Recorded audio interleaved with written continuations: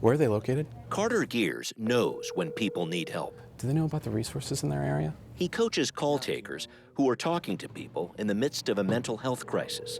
It's something he understands because, like many of us, he's had that experience too.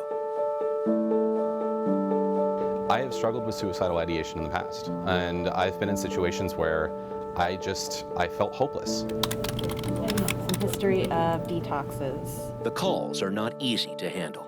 We get people coming in that are going through the worst of the worst. Are you feeling like killing yourself today? Yeah. Why are you feeling that way? But now, Carter and dozens of other specialists, plus those calling in, Crisis Line, this is have some newfound support. Crisis Connections, this is Holly. Crisis Connections is one of 3 agencies across Washington state now answering calls in 250 languages as part of the nationwide 988 Suicide and Crisis Lifeline, launched in July of this year. This can transform how we support people in crisis. 988 is a free confidential line you can call or text for you or for a friend, a replacement for local or national suicide hotlines and other helplines. And our state has helped answer the call by providing some much-needed funding for the program. I've worked on a number of suicide prevention bills, and this one will make the greatest difference to save lives. With the 2021 passage of House Bill 1477, lawmakers imposed a tax on phone and internet lines to start building out an integrated mental health crisis system, a system that Rochelle Williams wants to make as inclusive as possible. You know, 2 ears, 1 heart, natives helping natives. Williams, an enrolled member of the Ahattasat First Nation and also a Tulalip tribal descendant, is the tribal program manager at Volunteers of America, Western Washington in Everett, which serves as another of our state's 988 call centers. Let me get you in the right place. Hold on. Press 4 after you call 988, and you'll be connected to the Native and Strong Crisis Lifeline, our country's first helpline made for and run by Native and Indigenous people. I know that there's a lot of mistrust in our communities. I know that a lot of Native people are not trusting of a lot of different systems. We also believe sometimes that tribal programs fail quite often. The reason for this, I think, is because we're missing that cultural connection. We're missing being connected to our own people. A team of 16 Native people will run Native and Strong to try to respond to a sobering statistic. American Indian and Alaska Native people have the highest rate of suicide of any ethnicity in the U.S. What we're hoping is to save a lot of lives. Even with all of this work, if we saved 1, if somebody called and that saved their life, that's what we want. What insurance? 988 program administrators also want to push back on some misinformation. They are not geolocating your phone when you call in.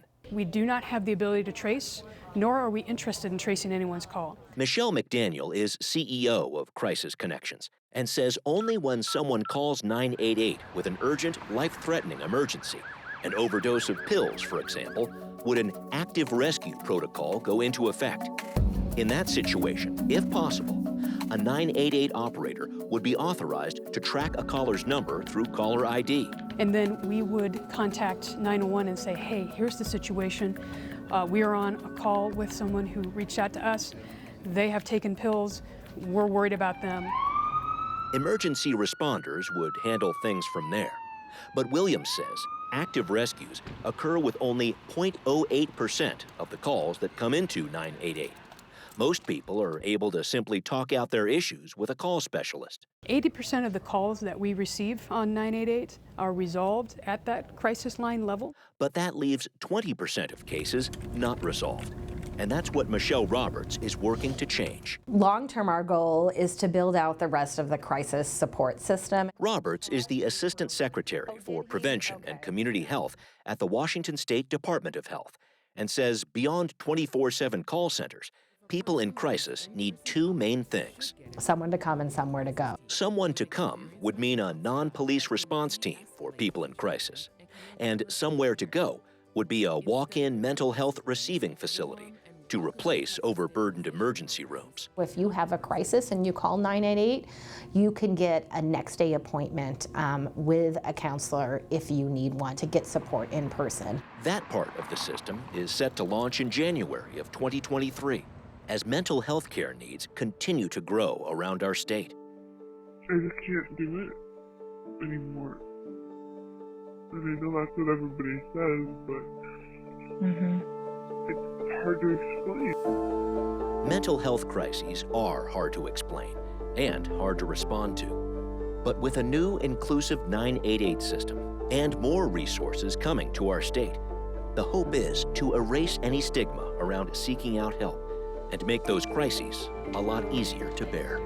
We're going to keep building and improving what we're doing so that we can continue to support people. We're not always going to have a magic wand, but we will always have an open ear.